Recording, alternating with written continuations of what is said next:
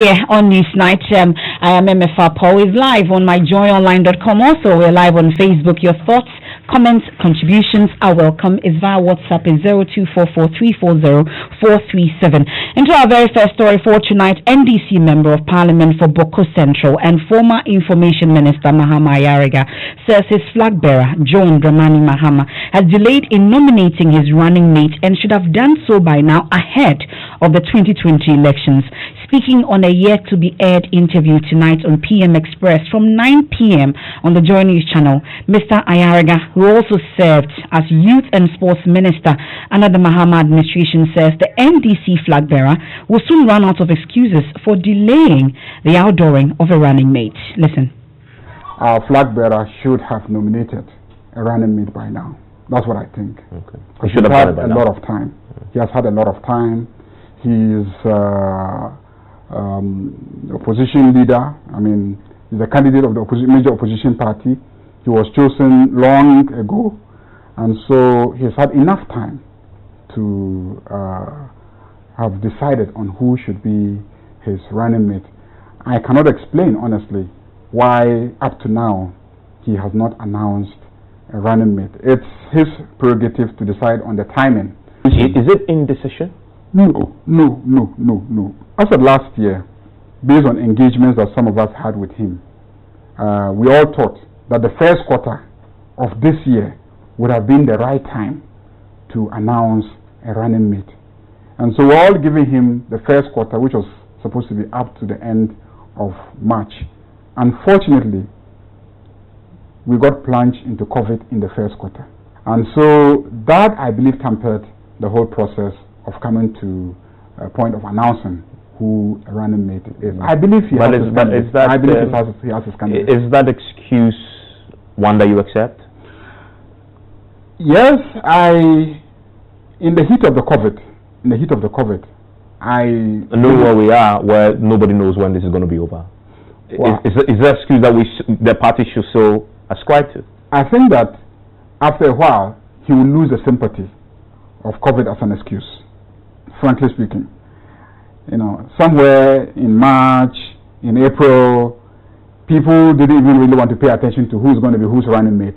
Okay, but going forward from now, people are really going to be asking, wait, what is holding you? I think that there has been a delay, and I think that the flag bearer, as soon as he can, should announce running mate. So that's Mahama Ayariga there speaking to my colleague Evans Mensah in a yet-to-be-aired interview. The full interview airs tonight on PM Express. So this is just a teaser for you. It airs at 9 p.m. on the Joy News channel. Mahama Ayariga, the former Youth and Sports Minister under the Mahama administration, raising concerns about the delay of the NDC flag bearer's announcement of a running mate, saying that he will soon run out of excuses for not announcing his running mate. Let me bring in Dr. Kobi Mensah. We've tried to get some reaction from within the NDC leadership and, of course, from Mr. Mahama's office, but we've been unsuccessful just yet. But we're still working the lines to get a reaction to that, because this issue about running mate announcement has come up. But let's speak to Dr. Kobi Mensah. He's a political scientist. We're grateful for your time here on Newsnight, Dr. Kobi Mensah. So the delay in announcing a running mate in itself, some have said, has its own impact on the party, considering the times that we are in. But coming from someone within the party, an MP and a former appointee of the flag bearer, that's the former President Mahama, what kinds of signal does it send? Okay, let me first of all clarify that I'm not a political scientist. I'm a political marketing expert. Obviously, there are differences, so let me clarify that. Obviously, with the delay in the selection of the vice candidate, I think it depends on the strategy that the former president's team is considering. I mean, you have two ways of doing it. You can either front load or you can back load, your strategy. When we say that, front loading your strategy, it means that you perhaps, pushing forward or bringing earlier your strategy, including your selection of the candidate. Now, the advantage is that you have enough time for the candidate to be scrutinized, and then of course have time to settle into bedding and then push the campaign. The other one, which is backloading, you have the opportunity to actually gather momentum if that candidate is the most, accepted one, or people love that candidate. You could actually gather the momentum needed to immediately enter into the election. So both sides actually have opportunities or have advantages and disadvantages. Now, for someone like Ayoiga actually coming out to say that perhaps there's a delay, I'm not sure whether he's part of the inner circle, i.e. those that are actually handling the process. But of course, if he's part of the inner circle, then it tells a lot. But of course, as democracy has it, people have their opinions, regardless of whether they are part of the inner caucuses or not.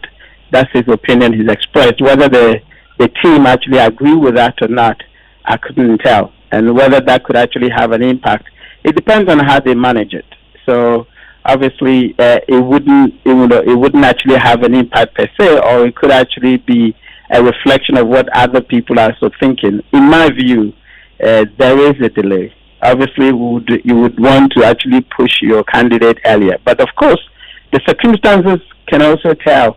Of course, we probably, they probably had planned it earlier, but of course, we had a COVID coming in, and as a result, that actually delayed it. We don't know what are the circumstances. But yeah, you would want to, have it earlier than now.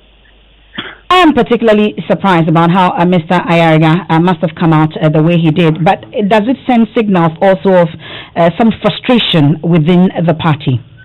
I don't think it's a general reflection of the party folks. He has opinion to express. He can express it, and as I said, democracy allows that. But I don't think it's a general reflection. I mean, you would have actually seen screaming headlines of certain sections of the party, bearing on the flag bearer, but you don't see that, and you don't see a general, kind of despondency from the party's position. So I don't think that it's really a reflection of the general. I think it's his opinion, and he can actually express it that way. Well, an opinion from no mean a person like him. How should the party be managing this going forward?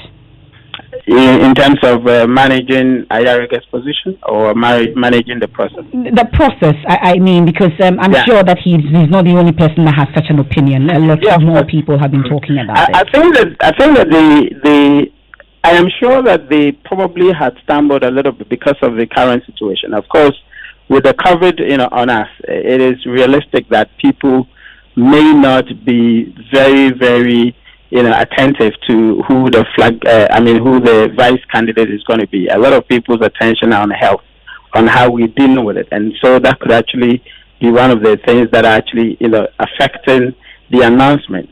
But going forward, I'm sure that if they actually settle with their choice and then perhaps put processes in place for a smooth announcement, that would work, and that would be better for them. Yes, we are almost nearing the period that you would expect. But of course, the health issues also matter. So they have to actually manage both so that they don't come across as insensitive, because people are thinking about, COVID, and then you're doing politics, political campaigning. That can actually come out as insensitive. And so they should be able to maneuver, both situations and make sure that they go with one that actually works for them. Yeah. Well, finally, though, Dr. Kobi-Mensah, looking at the short period that we have to election 2020, what kind of a person should they be going for? We know that he ought to be a very strong person. You have any thoughts on that?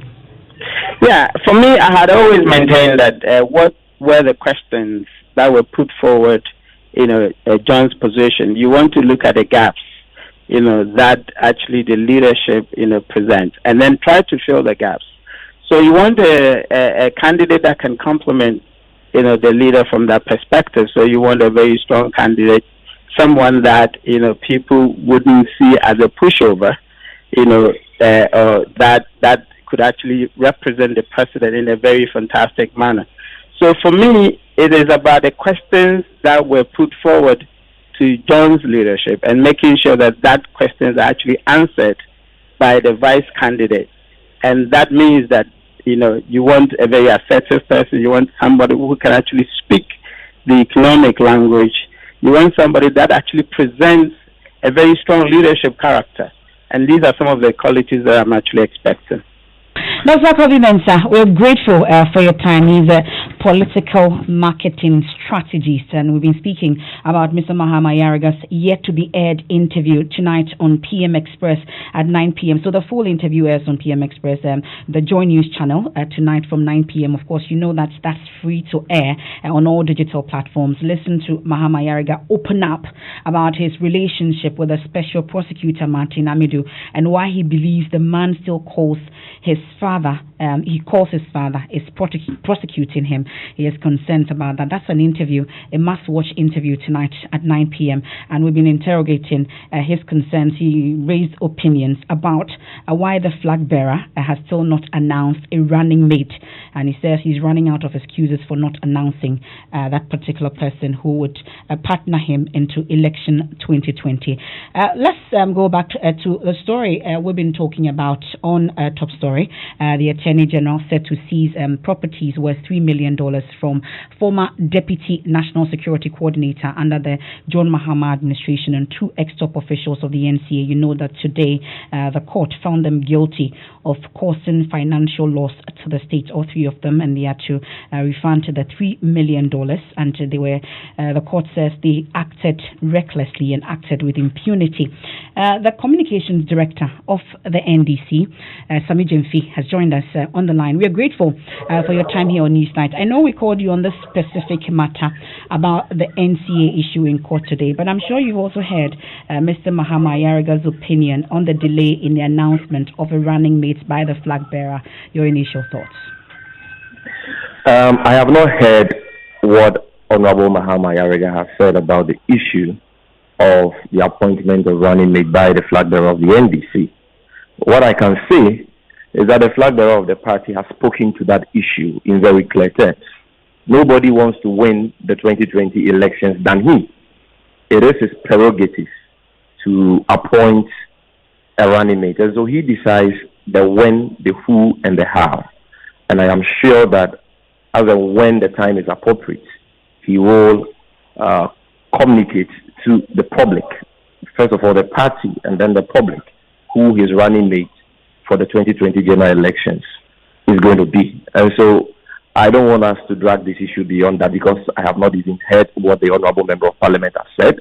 But I think that what the flag bearer of the party has said should suffice as far as this issue is concerned.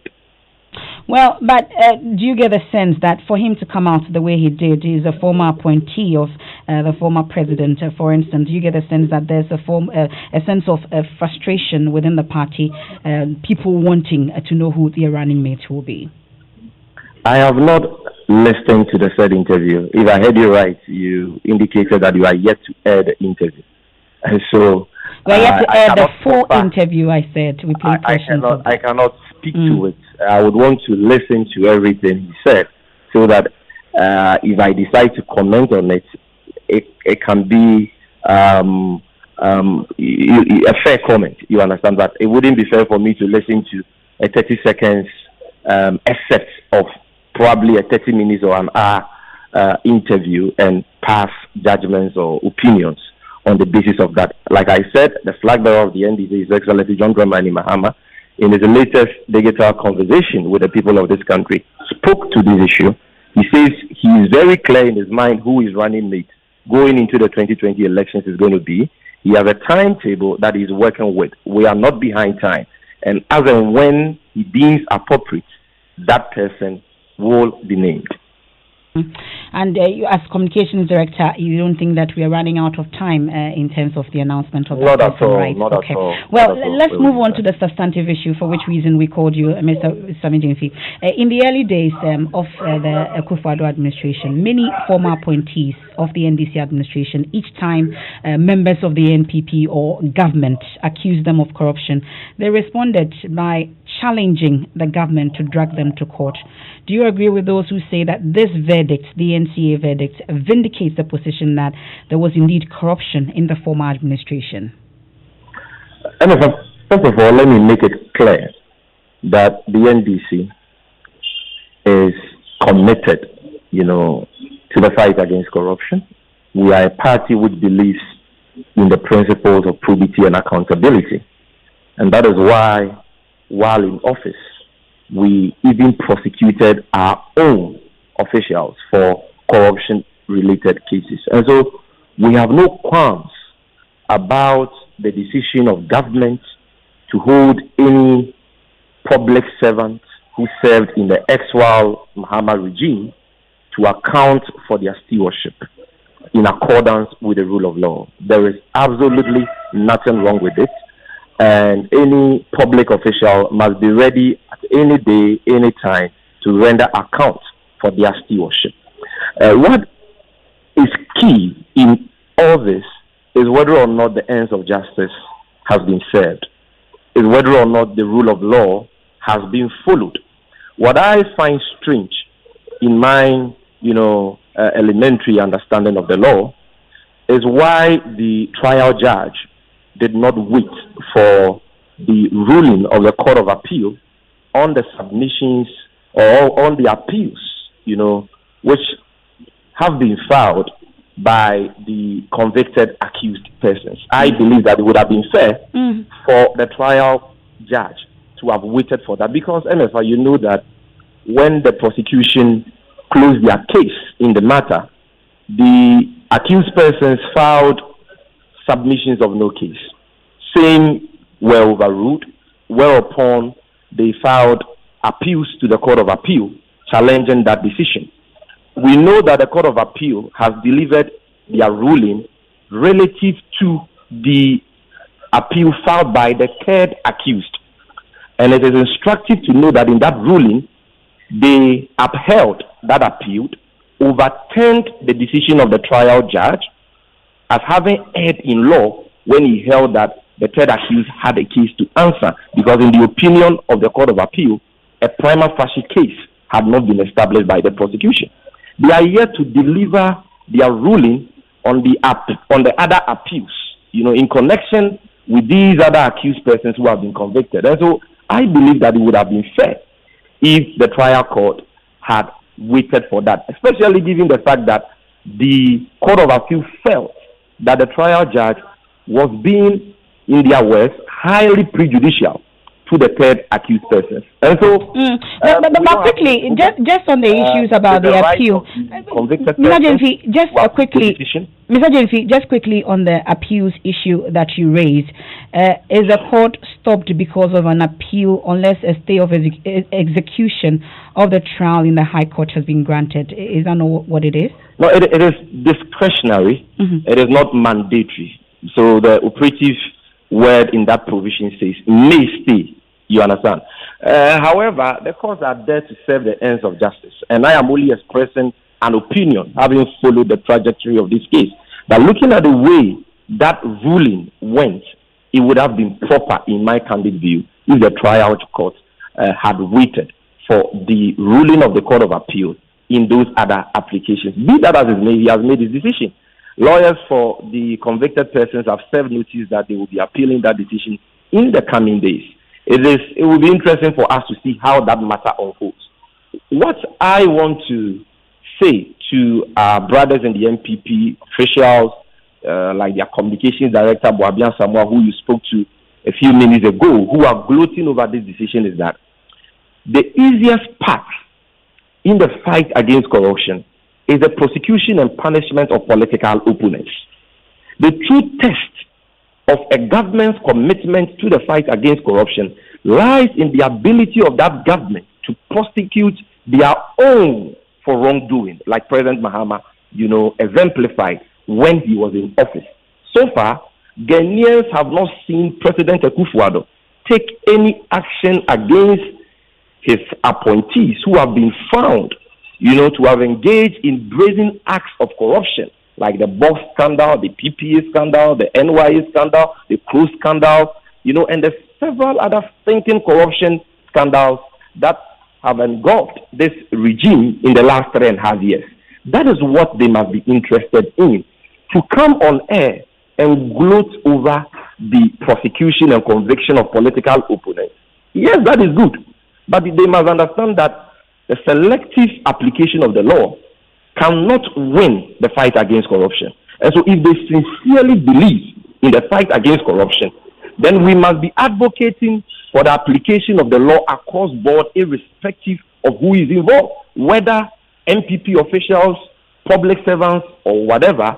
We must ensure that when people breach the public procurement law, when people breach, the Public Financial Management Act and the laws of this country, we crack the whip no matter who oxes God. You cannot be gloating over the conviction of these convicted persons for breaches of the public procurement law, and yet be defending MPPs, Asigri, who was involved in that, procurement breach in the NYA scandal, or Mr. A.B. Ajay, who was involved in that stinking Donkomi contract for skills scandal, or the senior minister of Safomafu, who was involved in that coal associate scandal, all of which have to do with the violation of the public procurement law. But all these issues are being investigated. These issues that you're mentioning, they are all being investigated. We have all going to court at this point. Look at the alacrity with which they conducted investigations into this matter, and the alacrity with which the prosecution, has taken place.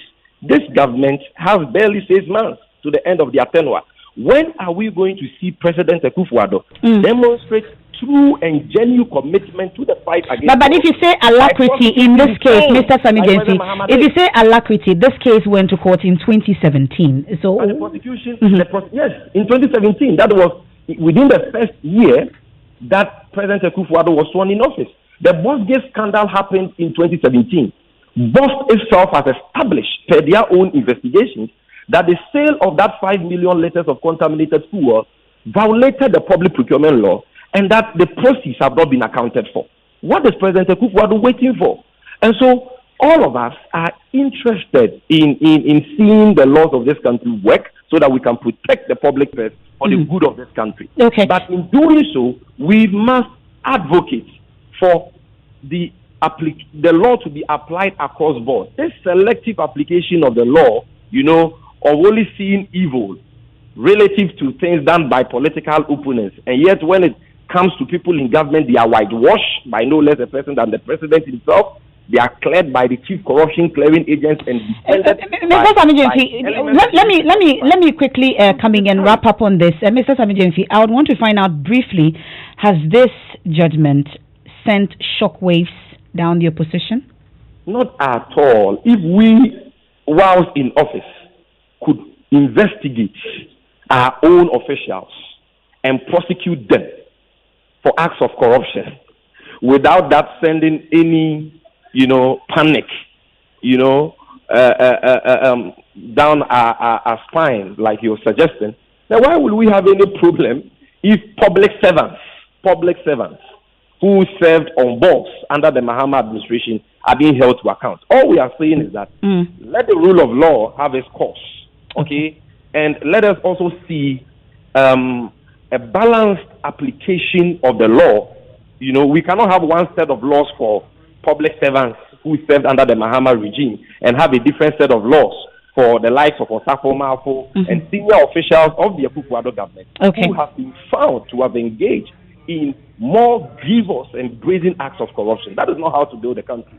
We're grateful for your time. That's the Communications Director of the NDC, Sami Jenfi. Now, mining town of Obuasi has now 80% of all cases of COVID-19 in the Ashanti region. The town now has 533 out of 600 in the entire region. In fact, in the latest update by the Ghana Health Service, Obuasi recorded 272 fresh cases. This has prompted a shutdown of the central market in the town for disinfection as other measures are put in place to contain the crisis there.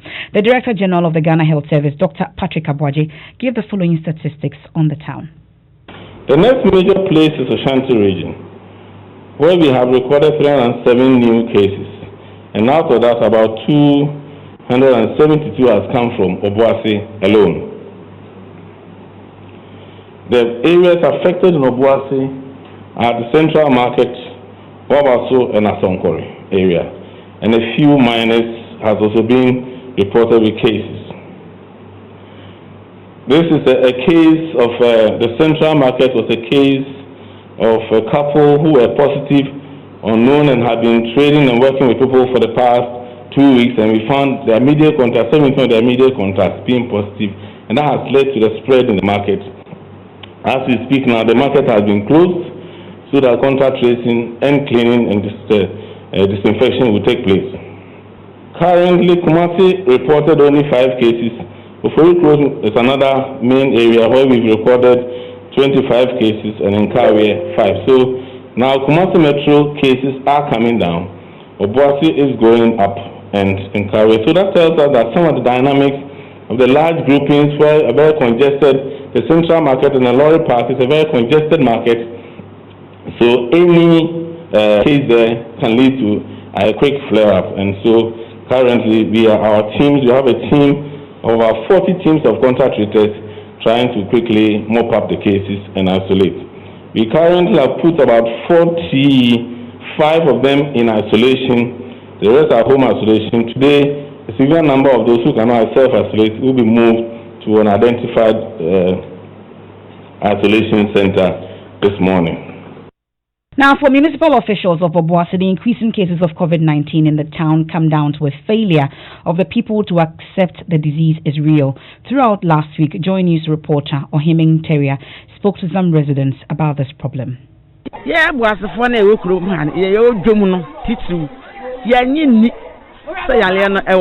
Residents, especially traders, still doubt the prevalence of the COVID-19 pandemic. None of us here have witnessed anyone contract the disease. People don't believe it. Otherwise, they would adhere to social distancing. See how this place is crowded just because people want to buy fish. Some are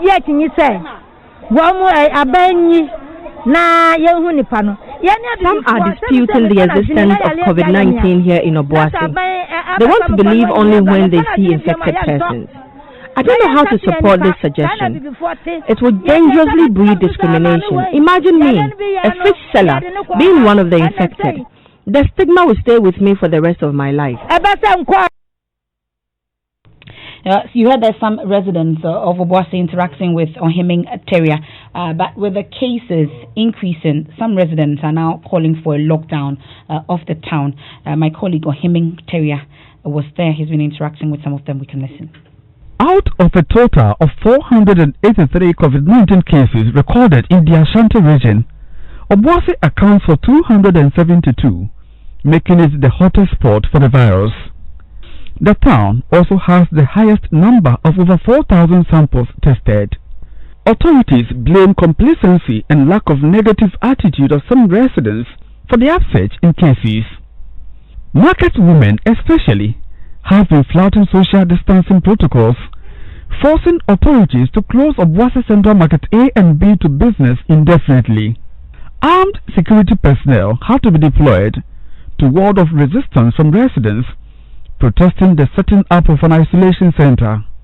Health authorities appear to face a Herculean task in dealing with the human factor of the fight.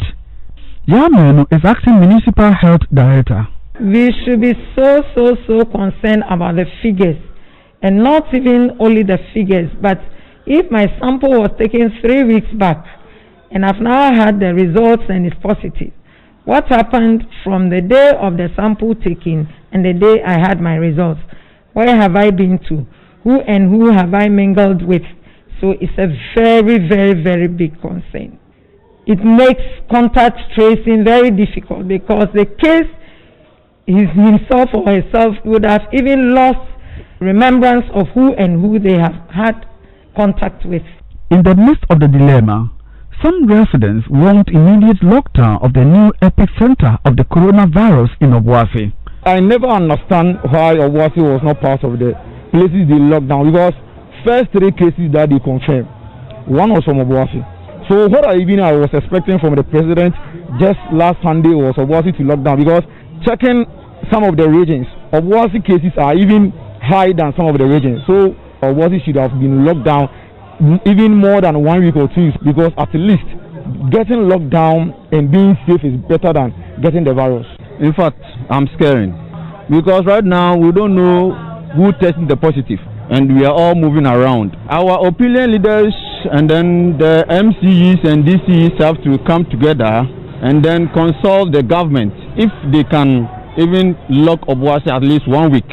Though it's hard, but at least 1 week is enough. From Obuasi, Oyinintewia reporting. So, the Ghana Health Service says workplaces and markets are becoming new hotspots for COVID-19 spread in parts of the country. This follows a confirmation of more than 400 new cases since the last update on May 10, 2020. We know that majority of the new cases were recorded at Obuasi in the Ashanti region. At a media briefing, Director General of the Ghana Health Service, Dr. Patrick Apawu, urged Ghanaians to step up workplace hygiene practices to slow the spread. Director General of the Ghana Health Service, Dr. Patrick Apawu, at Tuesday's briefing, which confirmed the country's case count currently stands at 5,127. Out of the 427 new cases, Accra recorded 89. Dr. Apawu revealed a number of areas are now hotspots in the Greater Accra region. So far, 26 districts have been affected in Greater Accra. The current hotspot, that is where we really have new cases, Tema Metro, which I will get to again with the hot heat maps, Korle Klote, Accra Metro, and Pong Katamanso. Of the 27 cases in Central Region, the affected districts are KEA, where there is a major enhanced surveillance going on to be able to identify and also contain. We have Cape Coast, Ejumakun, and Ewim. Currently, about 148 fishermen were under quarantine in Mori. They have completed their 14-day follow-up. 3 tested positive, and they are currently in our isolation center awaiting recovery. There's been some concern about Ghana's perceived slow recovery rate, with many of the view Ghana's 494 recoveries could have been better. Dr. Apawu attributed the situation to what he describes as Ghana's high recovery standards. He explains. Ghana has probably the highest standard among the sub-region. That's what gives us the challenge. Ghana is doing 2 negatives. So, but there are other countries where they do 1 negative, and some of them, when you recover, you are discharged and declared as negative, not necessarily the laboratory negative. That's Dr. Patrick Apawu, Director General of the Ghana Health Service. This is Newsnight here on Joy 99.7 FM. It's time for business with George Riafe. After that, we'll talk about Supreme Court Justice nominee Yoni Kulindi. He's advocating a Supreme Court without a limit or cap on the number of judges who can be appointed there. And there have been practical situations where the Chief Justice was hamstrung in finding the requisite number of judges to deal with a particular matter or the other. And was Professor Henrietta Mensah-Bonsu ever offered the top job at the EC?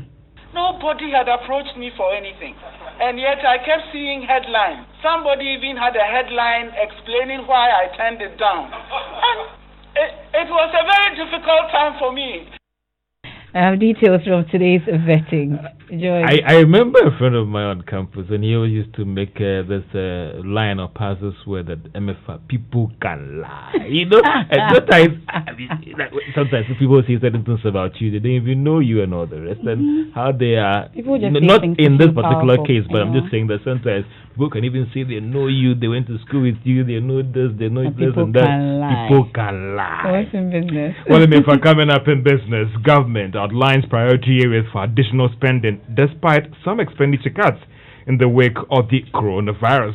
And commercial banks questioned the proposed reintroduction of charges on some financial platforms, including the mobile money interoperability. The business news on Newsnight is brought to you by MTN Business. Welcome to the new world of business. Kingdom Books and Stationery, your number one-stop shop for all your office essentials. And First National Bank, we are the bank that understands your business. First National Bank, how can we help you? And remember, it has been 25 years of joy and providing up-to-the-minute market numbers to the business community. When you want it, just Momo it. When you tire for the long queue in the supermarket, just Momo it. And when you really want that beautiful new blouse too, just Momo it. And when you won't get that, when you go get fresh to impress, you know who, just Momo it. And when you need to pay that your utility bill and domestic staff set, just Momo it. And when you want send love to the family for back home, just Momo it. So So many ways there. Where you go feel use your MTN Momo wallet to make payments with scan to pay. Where you go use the QR code. Or you go feel use the merchant ID. Or on bank POS terminal. You go feel also transfer money between mobile money wallet and bank account. All on MTN Momo. Enjoy real convenience in all your financial transactions and live life the brighter way with MTN Momo. We are good together. Just Momo it. We're there for you everywhere you go. Mr. Barr has big dreams for his business, Barr & Co. Limited, and his family, making them a reality man to long drives and queues. He's lost precious time struggling to pay his suppliers in China, Turkey, India, and other parts of the world. With the First National Bank global payment via our online banking enterprise, he now pays for all that in the convenience of his home or office, giving him time to focus on family and growing his business. Use our online banking enterprise to access Forex when you need it. It takes a bank that does more to help your family. So who's helping yours? First National Bank. How can we help you? We give you nothing but the best. We stay above the rest. More quality, more affordability. Kingdom Boost and Stationery. Everybody's going to the one and only shop. Where customer satisfaction is a guarantee. Kingdom Boost and Stationery. Oh yes, with our 30 days credit facility with no interest charge, free delivery services, and our free consultation on setting up your office, Kingdom Books and Stationery is unmatched in our delivery of quality and affordable office essentials, equipment, and furniture. Experience world-class customer service in all our branches in Accra, Tema, Kumasi, Cape Coast, and Takoradi. Call us on 0302-764-101 or visit our website at www.kingdomgh.com. Kingdom Books and Stationery, your number one stop shop for all office essentials and stationery. Terms and conditions apply. DSTV Yonkupa and Nuntina yet time machino, and we thank you for choosing to stay at home and safe with us. Yet time machi, Entina Yemamo discount when you top up your DSTV subscription. And you crow with kids educational channels like Mindset, Da Vinci, and the Ghana Learning Channel, as well as lots of kids entertainment and up to the minute news update on all the happenings across the world and home. Plus our captivating local and international drama, thrilling series and movies, all in one place. To get your discount, just top up your same or preferred subscription using MTN Momo, Vodacash, Slide Pay, Express Pay, eTransact, or your banking app, or SMS *389*5# and *759#, and we will upgrade you to the next package at no extra cost. Yes, that's easy. Onyankupadie and Noani DSTV. DSTV, yet time machine. Joy 99.7 FM. You're welcome back to Business on News. Now, government has indicated that some sectors of the economy will be immune from any cut despite its budget being affected by the coronavirus. The pandemic is expected to impact government's revenue body, resulting in expenditure cuts in most sectors. But speaking at a news conference, and Accra Information Minister Kojo Oponkuma said the health and some other sectors will rather witness some increase in investment. Despite the expected hits across all sectors, priority is to be maintained on the following sectors. Number one, health. It is our biggest priority now. In addition to health, other areas will have priority maintained in their sectors: roads, education, food and agriculture, social protection, import substitution and industrial growth, as well as security. The minister has also been given details of the proposed recovery plan set to be presented by Finance Minister Ken Ofori-Atta to Parliament. The minister responsible for finance is putting together a recovery plan. The president, if you followed his speech, described it as a resilience and recovery plan, which will also do with some fiscal expansion measures to help us inject some more money into sectors of the economy. So this recovery and resilience has a broader scope, including the financial services sector. So questions about what is the plan today is part of what the finance minister is putting together based on the initial presentation and the feedback which he will be outlining to the country after cabinet approval through parliament. Information Minister Kojo Oponin Nkrumah. Now, central bank governors in the English-speaking countries in West Africa set conditions that should guide the introduction of the single currency, the eco, that is this year. Heads of states in the region have proposed 2020 as a deadline for the introduction of the currency. The governors have noted that unless all these conditions are resolved or met, it might be difficult to go ahead with the eco. Dr. Christian Ahoto is a member of the technical committee of the West African Monetary Zone. One, the countries here status of meeting the convergence criteria. There are several unresolved issues, like the country to host here the common central bank. There are issues about harmonization of banking laws across the sub-region for us to be on the same page. There are also issues of integrating the payment system that we have across the sub-region. There are issues regarding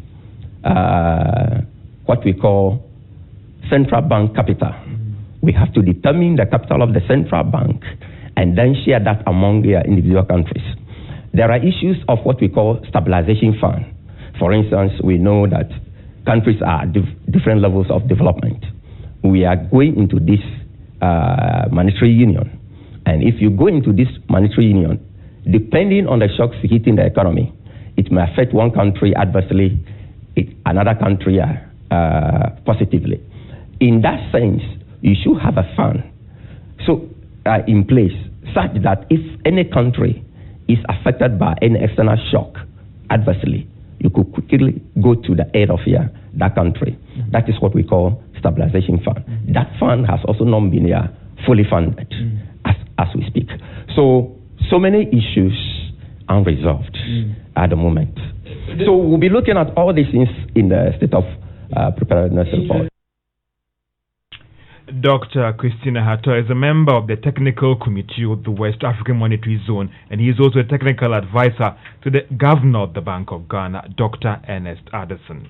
Now, commercial banks are questioning the proposed reintroduction of charges on some financial platforms, including the mobile money interoperability. Now, this was after the Ghana Interbank Payment and Settlement Systems, that is GIPS, in a letter directed all its partners to reintroduce charges on some of its three products, that is the mobile money interoperability, the ACH Direct Credit, and the GIPS Instant Pay. This, according to GIPS, was due to how the move was affecting its financials. But the commercial banks in letters say they do not agree that only GIPS, that is the institution that has been affected by all these measures as a result of these measures that have been introduced in the wake of the coronavirus. The bank in a letter argued that they have already communicated to their customers about this initiative that will last throughout the pandemic. It therefore asking GIPS to suspend the proposed withdrawal of the charges until they actually meet to discuss the way forward. And that's all for business on news. Now, let me quickly on the stock market. If you hold a share in Guinness Ghana, you lost 20 pesos per share. Now it's worth 1 Ghana cedi, 40 pesos. MTN is up by 3 pesos and it's now trading at 64 pesos. And that's all for business on news. Night people can lie.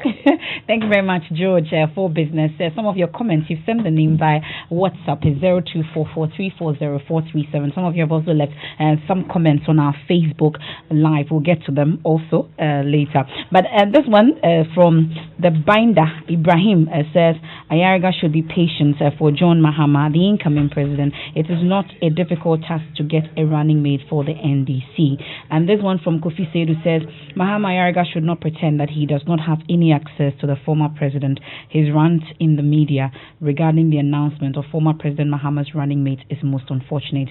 And this one from Kingsford in Hohoi, and he says choosing a running mate is not important for now. The most important thing is fighting against this deadly COVID-19. Let us stop the politics for now and think about overcoming the disease that is before us. AU Farouk in Tamale says the easiest thing any government can do is to jail political opponents. The real test is the ability to prosecute and jail your own.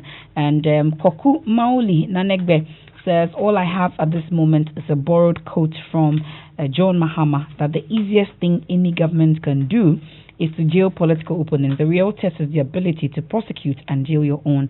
The government should be bold and prosecute the likes of Charles P.C. Osafumafo to earn the people's respect. And Ralph Ayi says, by the naming of the NDC COVID team, JM announces running mate in the person of Prosper Bani. Ralph Ayi's comment there.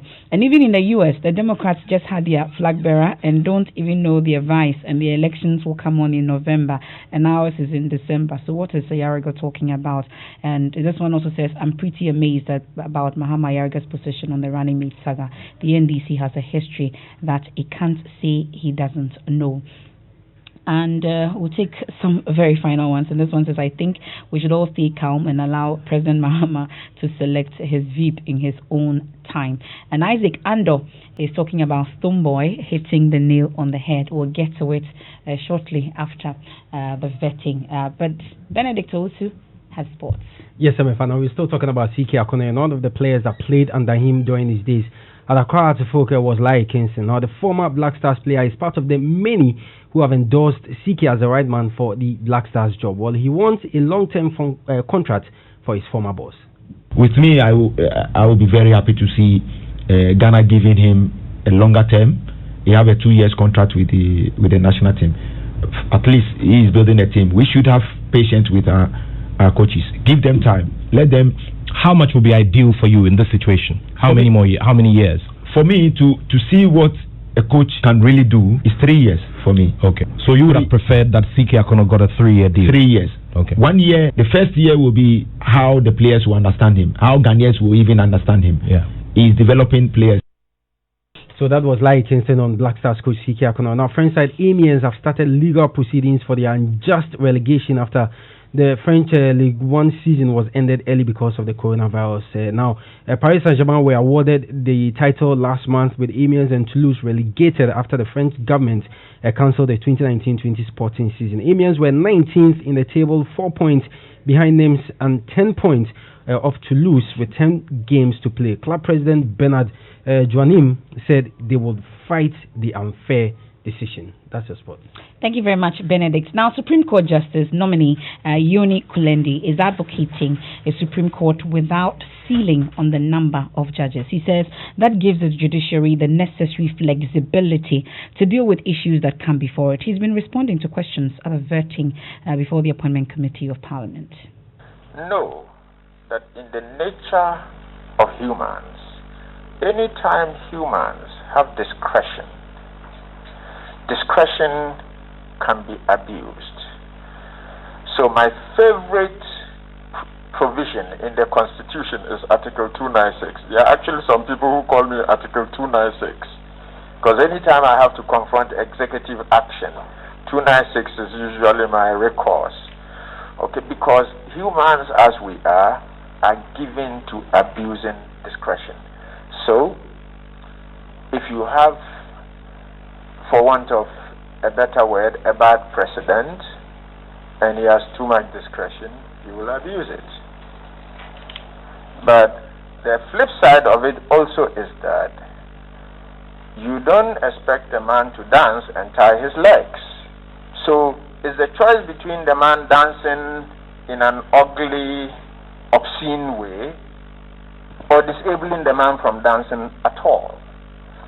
Do you need to engineer structural flexibility into a living document?